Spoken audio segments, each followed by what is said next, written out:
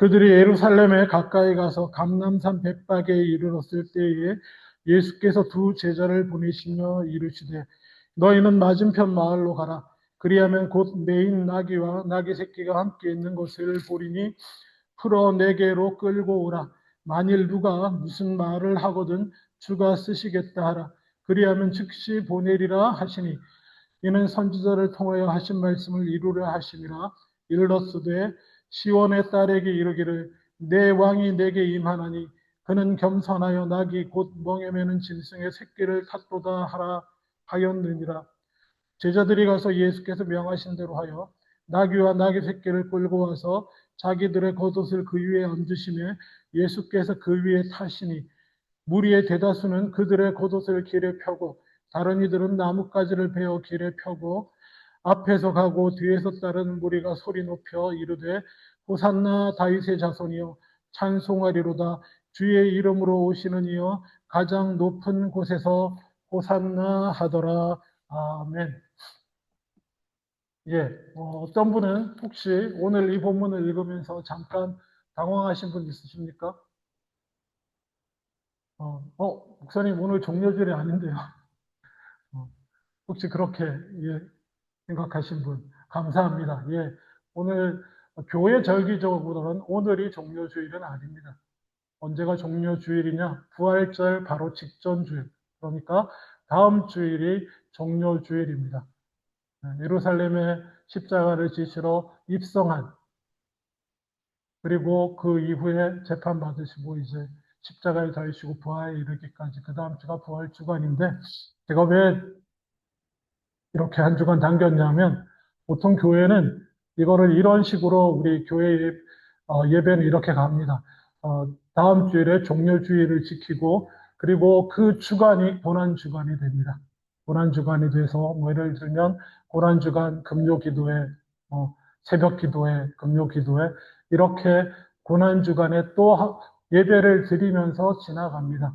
그리고 주일 부활의 아침을 맞이해서 부활의 예배를 드리는데 저희 교회 상황이 어, 그렇게 진행이 되지를 않습니다. 그렇게 진행이 되지는 않아서 어, 한 주 그냥 종료주일 또 절기가 있는 이유는 절기가 왜 있겠습니까?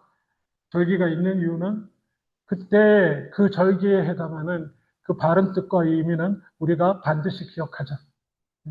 그런 의미로 뭐 종료주일, 부활절, 뭐 성탄절 이런 것들이 있는 겁니다. 교회 안에. 원래는 훨씬 더 복잡한데 간결하게 지키는데 그래서 이번 주는 종료주일로 지키고 다음 주는 고난주일로 생각하면서 또 주님의 고난에 대해 더 깊이 묵상하고 그 다음 4월 첫째 주는 부활주일로 이렇게 가도록 하겠습니다. 뭐 이게 법으로 정해져 있어서 그대로 안 하면 뭐 담임 목사가 징계받든지 뭐 이런 거 없기 때문에 그런 거 없어서 오늘은 종료주일 말씀을 나누고자 합니다. 예, 늘 드리는 말씀이지만 설교 중에 제일 어려운 설교가 어떤 설교냐? 목사인 저에게 개인적으로 물으신다면 예, 절기 설교입니다. 매년 본문이 같습니다. 무려 저는 이 교회에서 18번 이 본문으로 물론 뭐 마가복음도 갔다가 이렇게 같은 이 6월절의 기록은 사복음서에 다 있습니다. 왜냐? 엄청 중요하기 때문에. 그래서 복음서를 왔다 갔다 하면서 전하긴 하지만 그냥 늘 이 말씀을 어, 옛날부터 계셨던 분은 18번째 들으실 겁니다. 성탄절도 마찬가지고. 그나마 성탄절은 좀 왔다 갔다 할 때가 많아요. 근데 이 6월절은 거의 같은 본문입니다. 자, 본문을 한번 보여주시죠. 예. 이제 예수님께서 예루살렘으로 올라가십니다. 지난주, 저지난주 설교를 혹시 기억하시겠습니까? 이 예수님의 일정에 맞춰서 제가 드린 설교입니다. 제자들한테 예루살렘에 올라가게 가서 이제 내가 예루살렘으로 올라갈 건데 예루살렘으로 올라가는 것은 거기 가서 왕이 되려고 로마를 몰아내고 왕으로 통치자로 쓰려고 가는 것이 아니라 십자가에 달려 죽으러 갈 것이라는 얘기를 하고 하시고 노심스럽게 꺼냈는데 물론 그 전에 너희는 나를 누구라고 하느냐? 이렇게 물으신 다음에 베드로가 주는 그리스도시요 살아계신 하나님의 아들입니다라고 예수님에 대해 성령의 은혜로 바른 이해를 가지고 있으니까 그래 그러면 예루살렘에 대해 올라갈 건데 나는 거기 죽으러 간다. 십자가에 죽으러 간다고 하니까 좀 전에 은혜롭게 성령 충만하게 주는 그리스도시라고 고백했던 베드로가 갑자기 주님 안 됩니다. 그렇게 주님을 거의 책망했어요. 예? 다 버리고 주님을 따른 우리가 왜 주님을 다 버리고 따랐는데 왕 되실 거 바라고 따랐는데 가서 죽으시겠다뇨. 그리고는 이제 주님한테 크게 한 소리 듣는 장면. 그래서 나를 따라오려거든 나를 따르는 길은 자기 십자가를 지고 자기를 부인하고 자기 십자가를 지고 나를 따라와야 된다라고 말씀하시고 이제 예루살렘으로 가십니다. 예루살렘을 향해 올라가는데 여러분 우리는 제자의 입장에서 예수님의 입장보다는 이런 역사적인 사실의 본문을 읽을 때는 그냥 내가 그 자리에 들어가 보는 게 제일 좋습니다. 베드로의 입장에 한번 대볼까요? 은혜롭게 주님의 말씀과 행함에서 행하신 일에서 드러나는 그 영광과 그 덕에 그리고 성령 충만한 가운데 주님은 구세해 주십니다. 주님이 구세해 주십니다. 고백을 하다가 갑자기 죽으신다 그래가지고 혼나고 가자 예루살렘으로. 주님은 가요. 어쩌겠어요. 같이 따라갑니다. 나를 따르는 자는 자기 십자가를 지고 나를 쫓을 것이니라. 그러면 그 말씀 기억하며 따라갑니다. 따라가는데 갑자기 예루살렘이 여기 있는데 갑자기 올라가시기 전에 벳바게라는 지역 몇 킬로 정도 떨어지는 제가 정확히 기억 못합니다. 베다니 벳바게가 가깝고 벳바게는 무화과 나무 쉽게 말하면 도시 이름 자체가 뭐 무화과 도시 뭐 이 정도 의미가 있습니다. 근데 실제로 거기가 무화과 가수원처럼 무화과들이 많았대요. 그리고 무화과가 많은 지역이 벳바게고 그 가까이에 베다니라는 도시, 베다니 하면 누가 떠오르시나요? 그래서 예수님의 그 거점 도시입니다. 예루살렘 옆에 거점 도시인데 다시 살아났던 사람.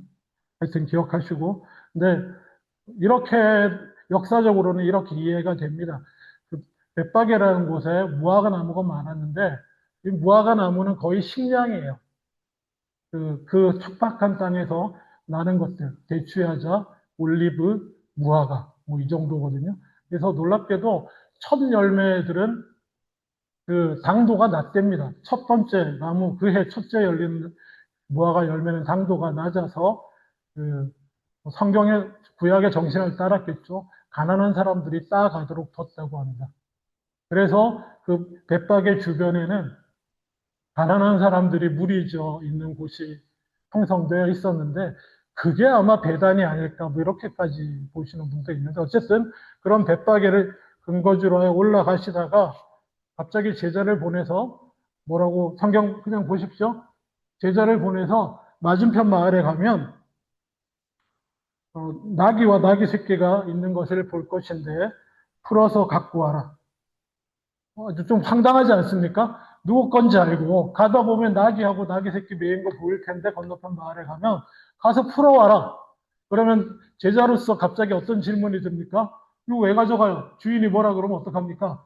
라고 그 대답 말을 꺼내기도 전에 3절에 만일 누가 무슨 말을 하거든 주가 쓰시겠다 하라. 그러면 즉시 보내리니. 그래서 가서 풀어가지고 옵니다. 이게 기록에 따라 조금씩 다릅니다. 제일 처음 쓰여진 걸로 우리가 거의 그렇게 인정되는 마가복음에서는 그냥 나귀라고만 표현이 되어 있고 마태는 나귀와 나귀 새끼 이렇게 표현을 합니다. 어쨌거나 제자들이 가서 가져왔어요. 그래서 이게 어떤 일일까? 무슨 일일까? 우리가 상상해 볼 수 있습니다. 제자들이 가서 만약에 그때 옆에 주인이 있어가지고 아니 왜 남의 나귀를 풀어갑니까? 그럴 때 제자들이 주께서 쓰시겠답니다. 이랬대요. 이러면 풀어줬답니다. 그러면 주인은 어떤 생각을 하고 풀어줬을까요? 여러분 한번 상상해 보십시오. 보통 은혜롭게는 이렇게 생각할 수 있습니다. 그는 이미 예수님에 대한 소문을 듣고 있었고 그리고 이번에 예수님이 예루살렘에 올라가신다는 소문도 아마 들었을 것 같다. 그래서 그의 제자들 중에 우리 주께서 쓰십니다 했을 때 풀어줬다 이렇게 보는 입장도 있고요. 또 다른 입장은 이때는 6월절 시기에는 온 세계에서 성인 유대인들이 예루살렘으로 모입니다. 그래서 가장 많이 모일 때는 아마 한 270만 명 정도. 이게 숫자가 맞나? 제가 잘못 읽었는지 모르겠는데 27만 정도 아닐까 이렇게 생각했는데 그 당시 인원이 모이는데 그래서 예루살렘 거주자들의 의무 중에 하나는 그때 6월절에 예루살렘의 이름 성지순례 같은 거죠. 예루살렘에 들어가는 사람들의 편의를 도와주도록 예루살렘 주변에 거주하는 사람들은 아마 그렇게 관례적으로 그렇게 되어 있었다. 이렇게 보기도 합니다. 어쨌거나 예수님의 명령하신 대로 제자들은 가서 나귀를 데리고 왔고, 그리고 나귀를 타고 입성하십니다. 근데 4절 보시면, 우리 4절 다 같이 읽어보겠습니다. 4절 보세요. 시작. 이는 선지자를 통하여 하신 말씀을 이루려 하심이라. 일러스되 시온 딸에게 이르기를 내 왕이 내게 임하나니 그는 겸손하여 나귀 곧 멍에 매는 짐승의 새끼를 탔도다 하라 하였느니라. 이게 스가랴 9장 9절에서 10절이거든요. 근데 여러분 놀랍게도 마태만 이걸 쓰고 있습니다. 공간복음서 중에서는 마태만 이 말씀을 기록해요. 예수님이 나귀 새끼를 가져오라고 한 이유는 구약의 말씀을, 예언의 말씀을 성취하려고 하신 거다. 그러면서 구약의 스가랴 말씀을 인용해서 여기 기록으로 남기고 있습니다. 근데 똑같은 상황에서 마가는 이런 얘기가 없어요. 그냥 제자들 시켜서 나귀 가져오라고 해서 나귀를 타고 올라가셨다. 그야말로 정말 심플하게 그렇게 기록되어 있습니다. 이런 게 우리에게 복음서가 있는 게 정말 귀합니다. 얼마나 저는 이런 거에 감동이 있어요. 뭐 이렇게 감동 이상하게 느낄지 모르지만 그야말로 이 땅에 역사적으로 계셨던 예수님에 대한 기록인 거예요.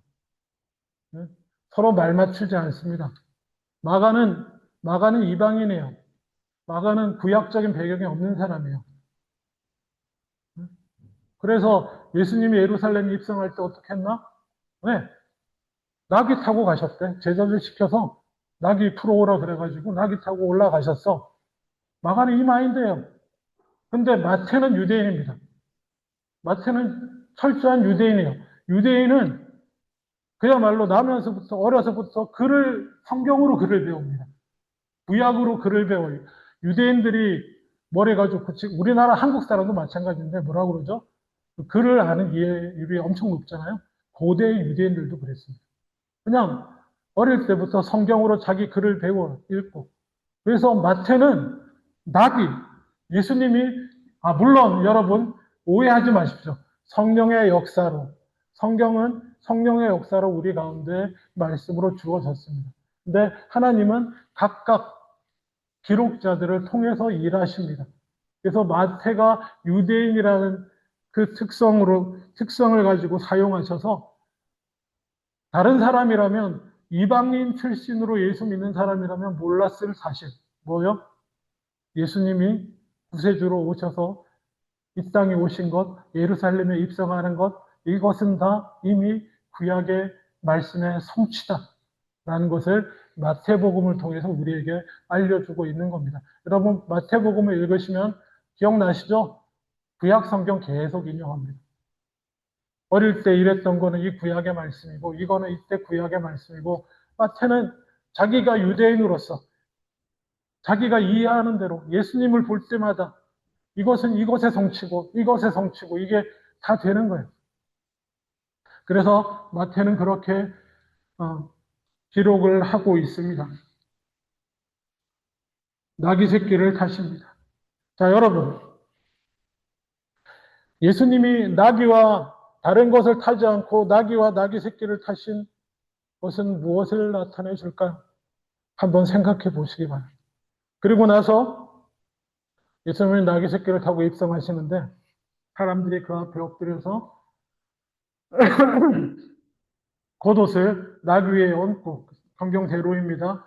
타고, 사람들은 그들의 겉옷을 앞에 펴고, 다른 이들은 나뭇가지를 베어 길에 펴고, 그리고 여긴 없지만 요한복음에서는 종려나무 가지를 들고 와서 이렇게 환영하고, 그야말로 왕으로서, 그리고 왕을 섬기는 자들의 자세로 자기 겉옷을 벗어서 깔고 바닥에 깔아드리고 하는 것은 왕을 섬기는 자세거든요. 왕을 섬기는 자세로 예수님을 맞이합니다. 그리고 9절에 앞에서 가고 뒤에서 따르는 무리가 소리 높여 이르되 호산나 다윗의 자손이여 찬송하리로다 주의 이름으로 오시는 이여 가장 높은 곳에서 호산나 하더라. 여러분, 자, 기억해 보세요. 호산나가 무슨 뜻입니까? 호산나? 이 정도는 기억하셔야 돼요. 제가 매년 한 번씩 얘기했던 것 같은데. 호산나는 히브리 아람어 비슷하게 히브리 아람어로 문자적으로 뭡니까? 이제 구원하소서라는 뜻입니다. 이제 우리를 구원해 주시옵소서라는 뜻이 호산나입니다. 근데 말입니다. 복음서는 마태는 그 당시 공용어인 헬라어로 복음서를 기록했습니다. 마태복음을 기록하면서 호산나를 같은 그 헬라어로 번역해서 이제 구원하소서라고 쓰지 않았습니다. 호산나 그 자체는 히브리어, 아람어 발음 그대로입니다. 그냥 호산나라고 번역했어요. 마치 할렐루야 같이 호산나라고 번역했습니다. 왜 그랬을까요?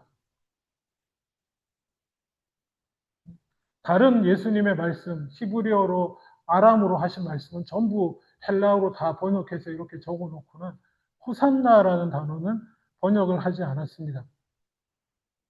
보통 번역할 때 그 원 단어의 뜻을 번역해서 옮기지 않고 원래 단어를 살리는 때는 그 이유가 있습니다. 이미 그 단어 자체가 그 번역된 의미하고는 조금 다른 의미를 가지게 됐을 때 우리는 그 단어를 번역하지 않습니다. 마찬가지입니다.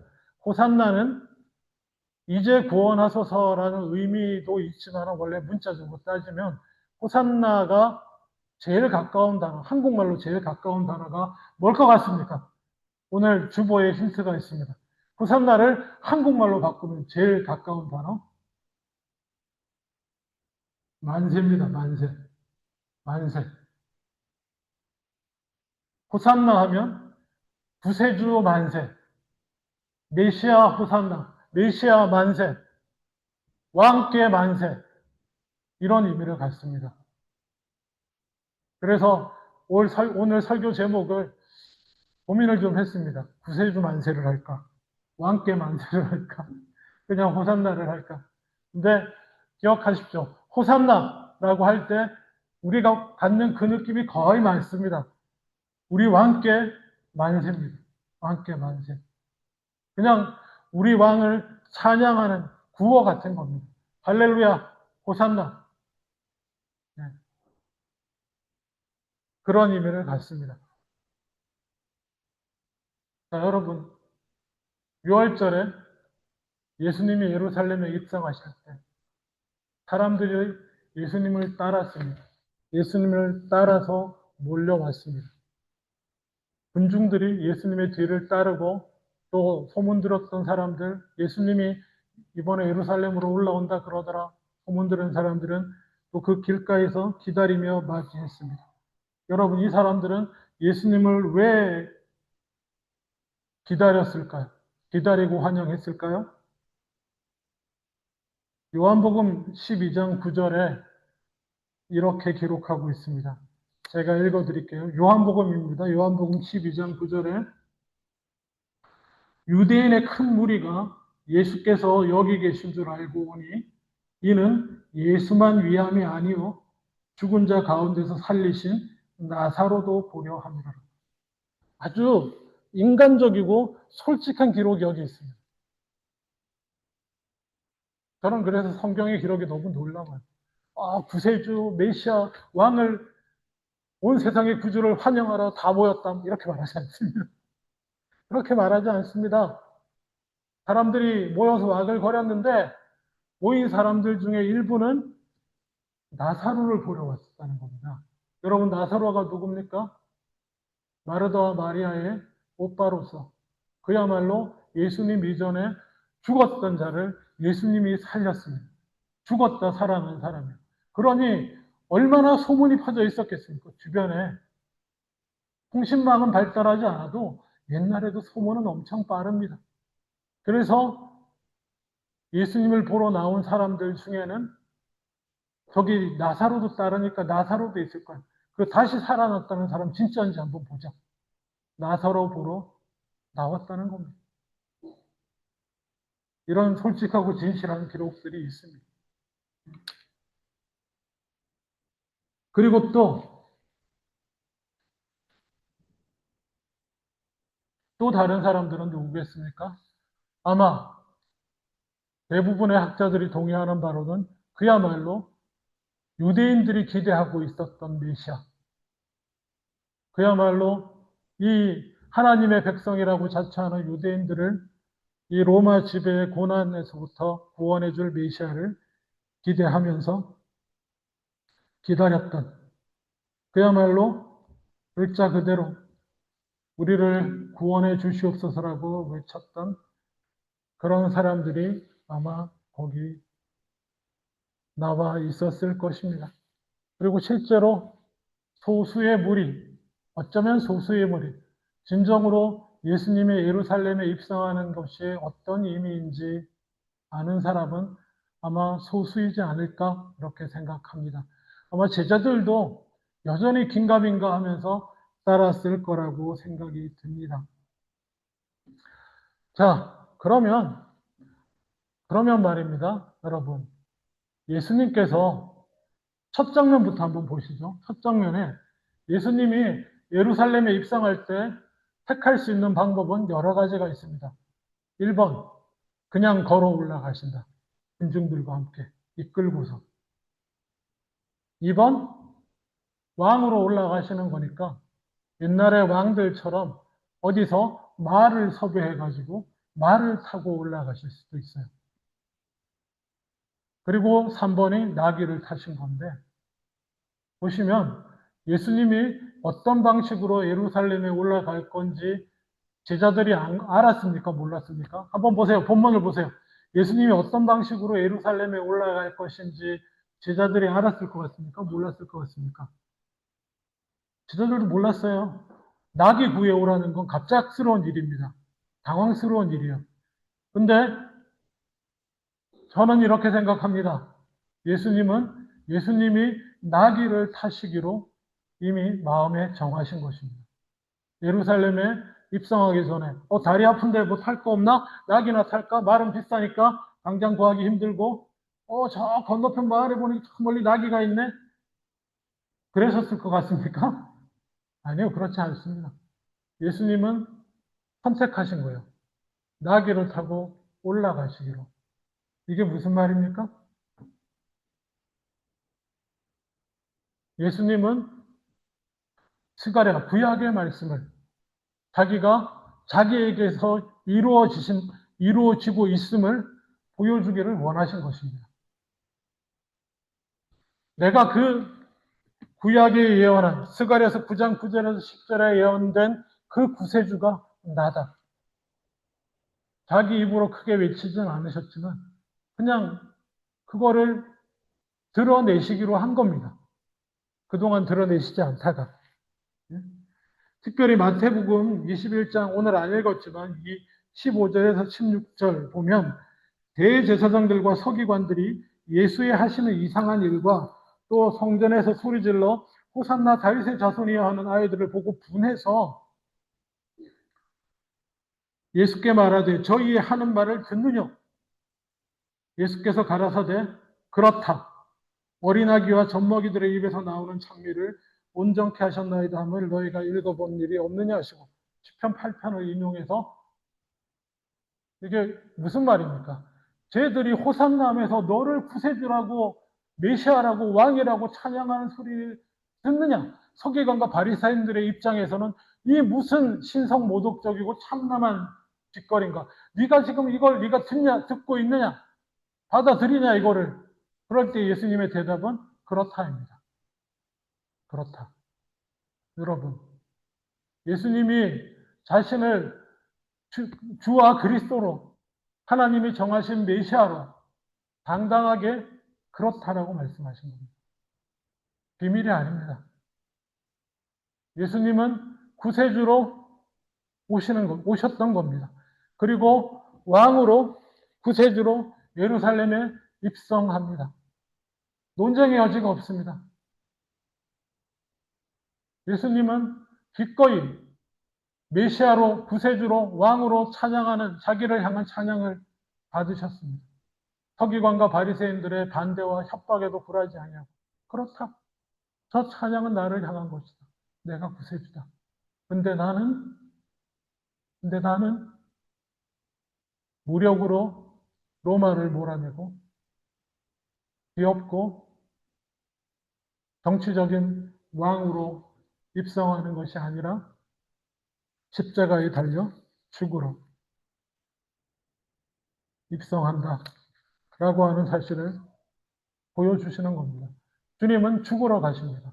죽으러 가시는 와중에 자신이 그리스도이심을 명확하게 드러내십니다. 왜 그러셨을 것 같습니까? 네? 모르겠어요. 이거는 순전히 개인적인 생각입니다. 나는 왕으로서 죽노라. 세상을 다스릴 권력과 힘과 능력과 자격과 영광과 모든 것이 다 있지만 그것을 다 비우고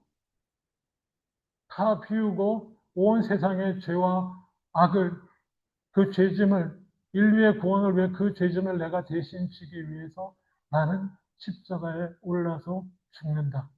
그 모든 것을 다 내려놓고 이것이 저는 십자가의 메시지이기도 하고 유월절의 메시지이기도 하다고 저는 생각합니다. 우리가 섬기고 따르는 우리의 왕은 자기를 비우고 십자가에 달려 죽기까지 복종하시고 순종하시는 왕이십니다.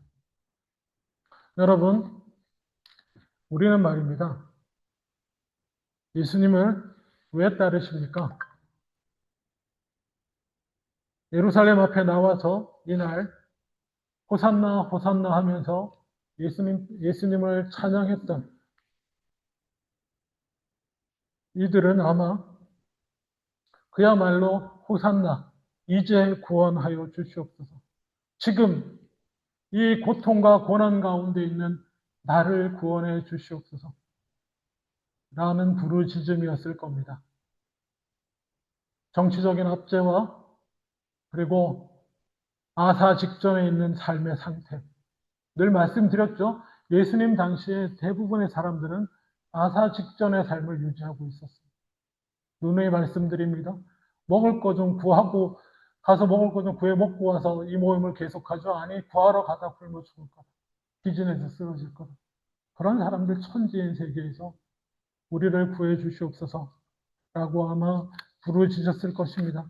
예수님도 그들의 아픔과 고난을 분명히 알고 있으셨을 것입니다. 그럼에도 불구하고 예수님은 십자가를 지러 올라가십니다. 살아있는 생명체의 궁극적인 문제는 살아가는 것입니다. 생존하는 것입니다. 되게 고상한 명언들이 있죠.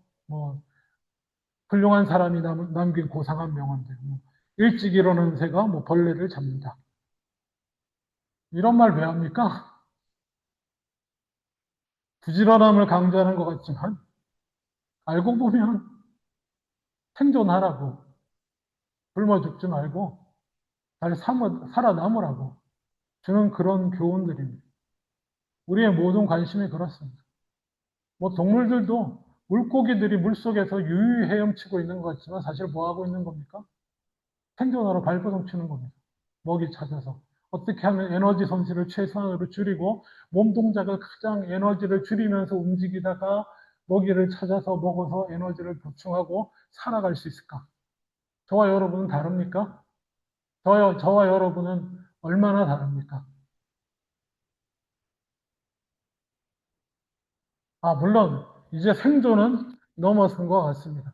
우리가 저와 여러분, 적어도 캐나다에 살고 있는 저와 여러분은 생존의 문제는 어느 정도 넘어서지 않았을까? 굶어 죽지는 아마 않으실 겁니다.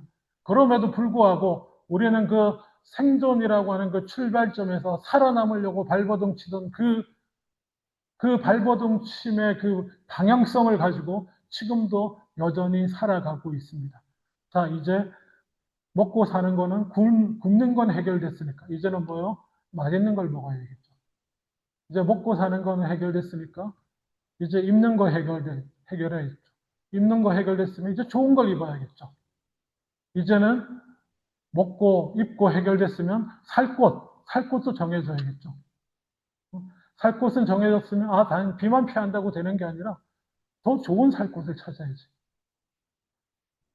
또 뭡니까? 자녀들 태어나고 계속 동물 수준의 생존에서 출발한 그 방향성이 우리의 삶을 지배하고 있지 않습니까? 참 벗어나기가 어렵습니다. 그리고 이미 그 방향성에 접어들었을 때 그것을 내려놓고 포기하는 건 정말 어렵습니다. 좋은 예가 될지 모르겠는데 어제 어제였나? 갑자기 집에 뜨거운 물이 안 나오기 시작했습니다. 갑자기 핫 워터 탱크가 멈췄어요. 그래서 막 어찌할 바를 이러고 저러고 하다가 막 허집사님 찾아오시고 도와주시고 막 이러셨는데 해결이 안 나서 물론 이제 전화를 했더니 핫워터 탱크를 수리하려고 전화를 했더니 올 수는 있는데 이머전시로 나한테 묻더라고요. 야, 주말이라서 내가 지금 가면 처음 1시간 400불, 그 다음 추가 1시간 200불인데 괜찮아? 그러네요. 그러면 월요일 날 오면 평일 날은 어떤가? 평일 날은 첫 시작이 160불이야. 선택의 여지가 있습니까? 그래, 그러면 월요일 날에는 화요일 날 와라. 이렇게 하고 끊었는데 이제 그다음부터 내일 주일인데 늘 하던 대로 씻고 가야 되는데 주일 예배하게 씻고는 가야지. 어떡할까? 저보다 아내가 걱정해서 저는 아직도 남자의 그 허세가 있어가지고 찬물로 할 수 있어. 당신 당신은 어떻게 할까? 물 끓여서 할까? 뭐 이러는데 저기 뭐야 마침 우리 그 게이슨 안에 체육관 있잖아. 수영 거기 돈 내고 샤워하러 거기 가서 하겠다는 거예요. 뭐 이게 왜 이렇게 됐는지 모르지만 정말 불편하고 힘든 일이 됐습니다. 결국 물 잔뜩 끓여가지고 다 했는데 차가운 이 정도 봄 날씨인데 물을 끓여서 머리를 감고 하고 하는 이게 언제부터입니까? 뭐 꽤 됐다고 할지도 모르지만 100년 안 됐을걸요, 사람들한테. 어. 우리의 생존을 위해 달려온 방향성이 우리를 여기까지 이끌고 왔고, 그래서 지금 누리고 있는 것 중에 솔직한 얘기로 이 정말 핫워터 하나만 자동으로 안 나오는 집에 살아도 견디기. 물론 뭐 사람은 다 적응의 동물이라 적응하고 살 거라고 이렇게 얘기하는데 우리 존재가 그런 존재임을 그냥 다시 한번 확인하는 어제와 오늘 아침이었습니다. 정말 연약하다.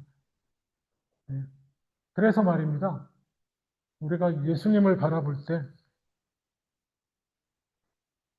우리의 왕 예수님을 바라볼 때 기껏해야 이러한 우리의 부족한 것, 우리가 필요한 것, 지금 누리고 갖고 더 하고 싶지만 안 되고 있는 어떤 그런 것들을 채워주실 왕으로 생각하고 무심결에 그렇게 바라볼 수 있는 존재가 우리들이다라고 하는 것입니다. 그냥 동료주의를 맞이해서 우리 왕 우리의 왕께 만세를 돌려드리고 찬양을 돌려드리지만 우리의 부름, 우리의 왕 앞에 우리의 요구는 이런 것들을 넘어서서 참으로 예수님이 십자가를 지시면까지 보여주신 구원의 길, 우리 인생의 존재의 이유와 삶의 방향성 등을 더 기억하고 생각해 보는 저와 여러분 다 되실 수 있기를 주님의 이름으로 축원합니다. 기도하겠습니다.